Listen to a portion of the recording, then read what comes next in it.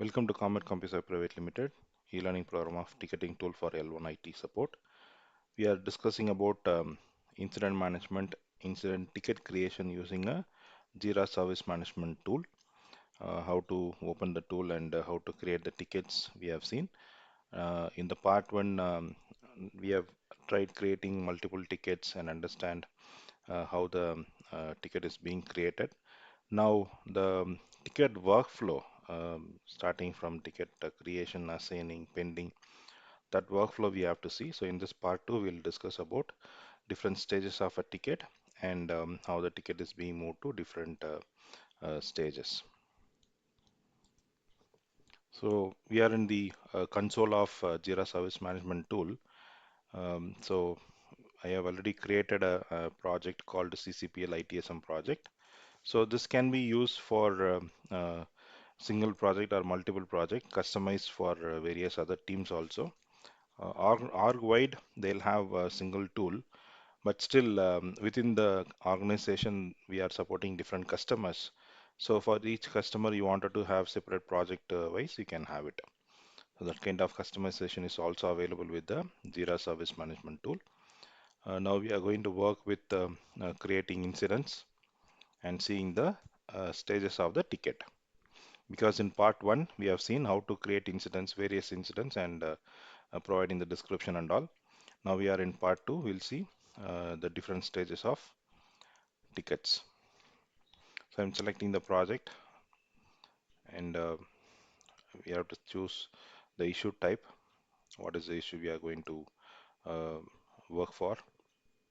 So we are checking which category can be suitable for the issue.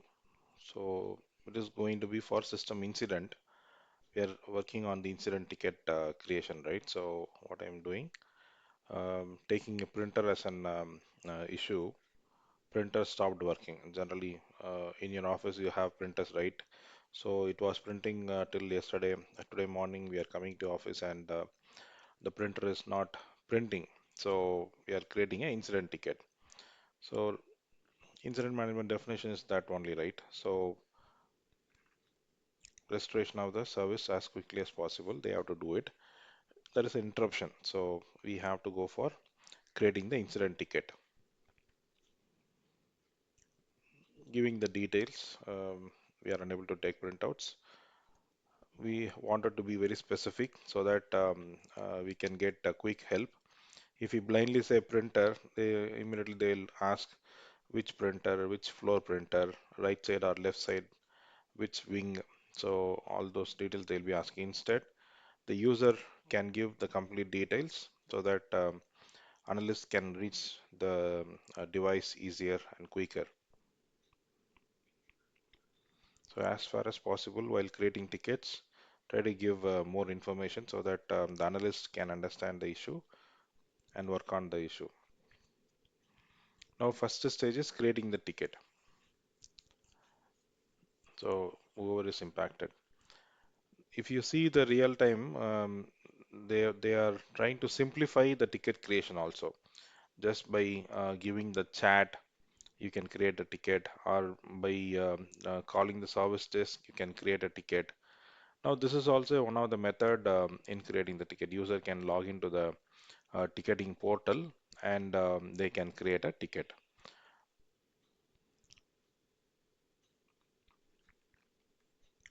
So now ticket has been created. We wanted to see where the ticket it is. So CIP 4 printer is CIP 9 printer stopped working. So as of now, the ticket is in unassigned state. You're seeing, right, unassigned. It is not yet given to anybody. So it is in a common queue. Suppose that is a separate queue for printers. So this is in the common queue available, not yet assigned to somebody. So since I have only one user available in this ticketing tool, I'm assigning to the person called Muthu.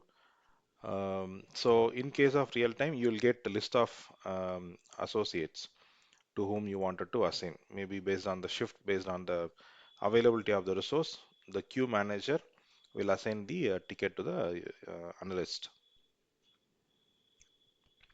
Once it is assigned, the communication will be sent to the end user as well as to the analyst.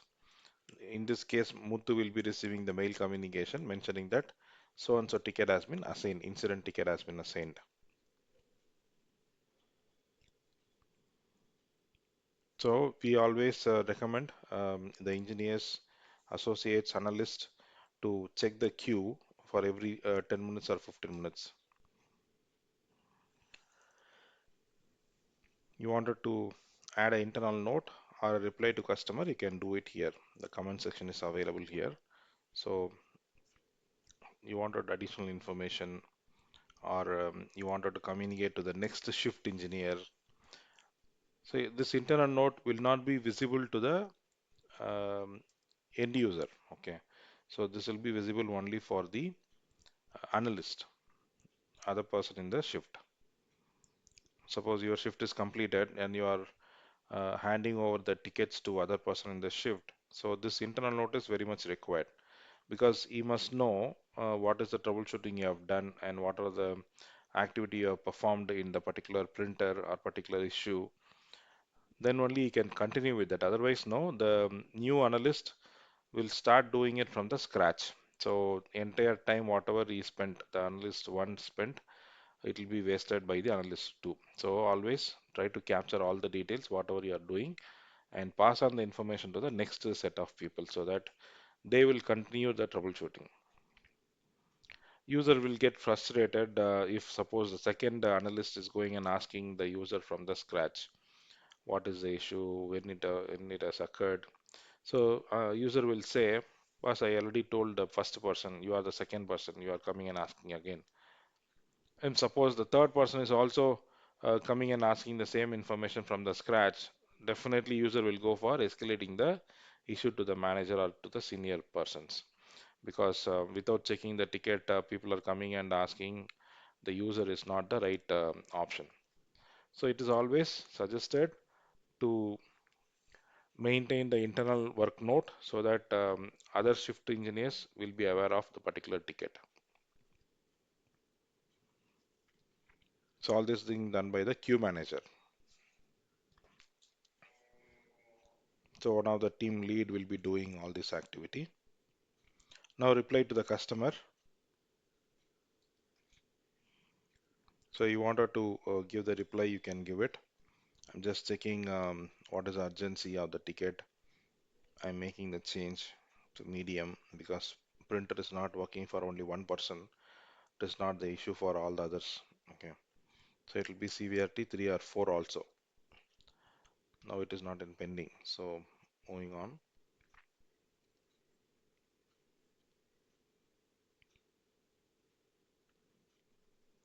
So priority is the medium because he can choose other printer to print. If he is very specific about this printer, then we have to solve the issue as quickly as possible. But the issue is for only one user. That's the reason we are taking only low priority. We cannot go with high priority.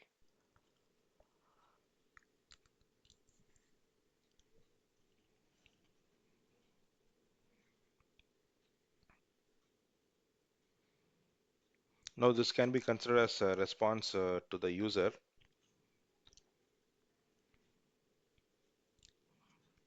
So we can address the user and mention that we are working on the ticket and we'll get back to you as early as possible. So as discussed in the other slides, right? So this is for the response time SLA. So we have to respond to the end user so that he is aware of somebody is working on the ticket. And once you say OK only, the response time will get calculated from the ticket creation to the ticket acknowledgement. It is called as a response time.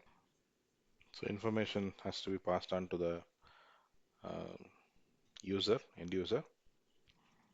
And now we are moving the ticket into work in progress. Same, so work node we have sent. We can also have the same statement mentioned here for a work in progress statement.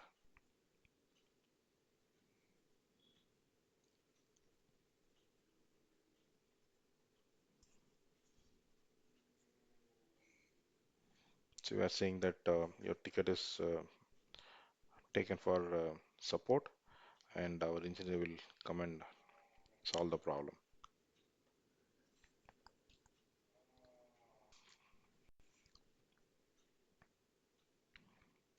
So this kind of update should go to the end user on frequent basis till the issue is getting resolved. We cannot put the ticket on hold and pending and do it after 2 days or 3 days. We should ensure that user is given proper updates on regular intervals.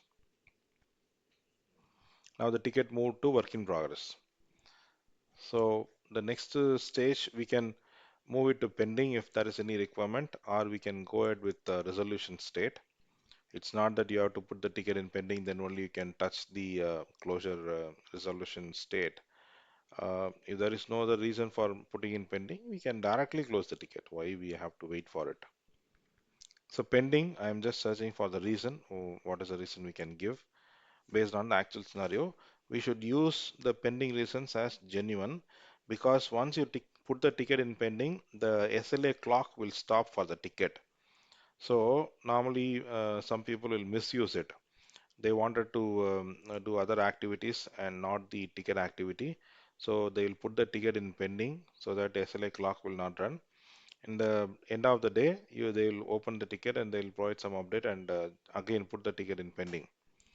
So that way they will cheat the user. So we have to do the audits. Once the tickets are in pending state, we have to pull down all the tickets and do the audit randomly so that we can find out whether somebody is misusing it or not. So here what I'm saying, we have investigated the printer which is having issue, and we are waiting for the vendor to come and provide the replacement. So sometimes the vendor is available in-house, so he can go directly and mention the requirement. He can test it and he can inform to the organization what needs to be done. Otherwise, if suppose you don't have somebody from the vendor available in your campus, you have to raise a ticket with vendor separately, and it should be on higher priority so that we'll get the quick support from the vendor.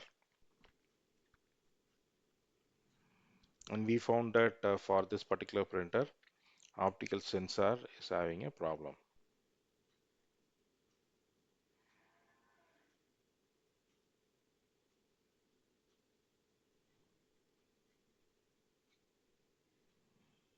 So I'm taking the real-time issue.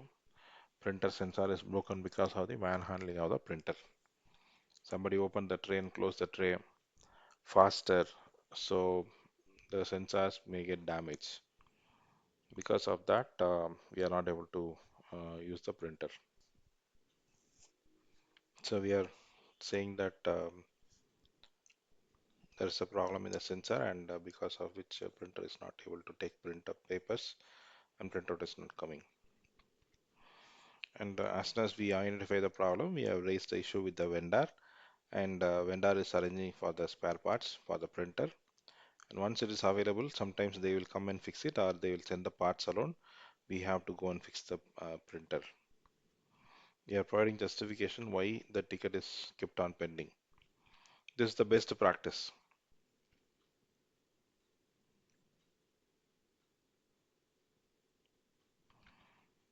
So users should be aware what is the status of the current ticket and what is the current status. Whether we are working on the ticket or not, we have to provide the response and resolution to the um, end user, and we should be notifying them so that they are aware somebody is there to take care of them. So we are also giving the alternate option. If suppose that printer is not working and not able to make it ready immediately, we can redirect the print jobs to the next printer. Maybe in the floor you have other alternate printers available. So we can redirect all the jobs from this faulty printer to the new printer. But they'll be firing to the old printer only, but the job will be taken care by the new print service, new printers. That way also we can help them. Otherwise, we will let them wait for parts replacements. Done. So this is the update provided in the ticket. Justification provided for pending reason. So pending state, ticket is in pending state, right? We have provided the required update. History I'm checking. It will have all the information about what happened to the ticket and other stuff. So we kept the ticket in pending, and now we are saying that we have received the spare parts. So that has to be mentioned in the ticket. So from the pending, we are moving the ticket into work in progress. We ourselves move it. The service request, once the manager approval is obtained, it will get proceed with the next level. Here, we are responding back to the customer, mentioning that we have received the spare parts from the vendor and we are going to proceed on a replacement.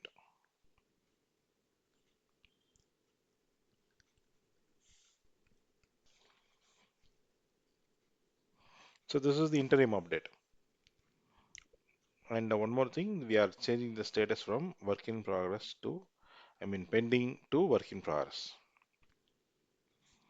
Status change.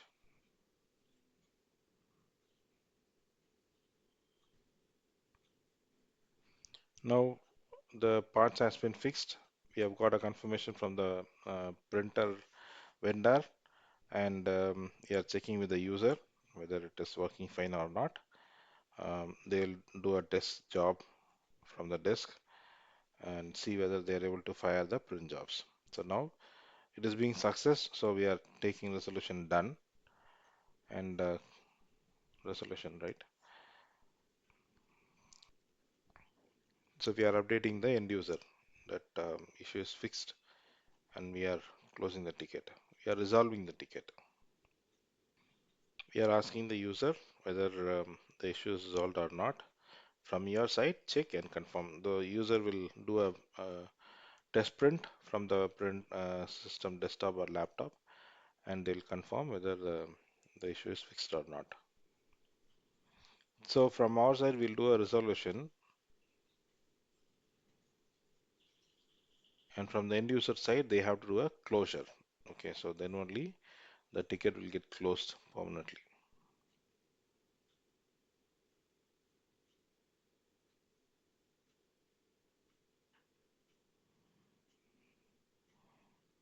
So we are following the standard template. So issue reported by the end user is printer not working. Issue identified, yeah, printer is not working, but actual problem is printer sensor is broken, paper inlet is not functioning. Since the sensor is broken, the paper is not going inside. Action taken. What is the action we have done? We have done that basic troubleshooting, and since this is related to hardware, we raised the hardware request and got the replacement from the vendor, and it is also fixed.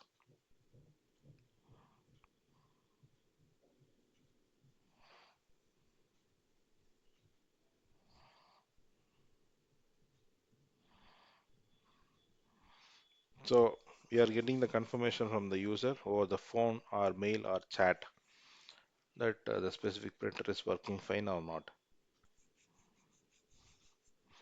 We should be having a common mail ID, right? So we have to mention that because if there is any issue, they will revert back to that mail ID and we can still continue the troubleshooting.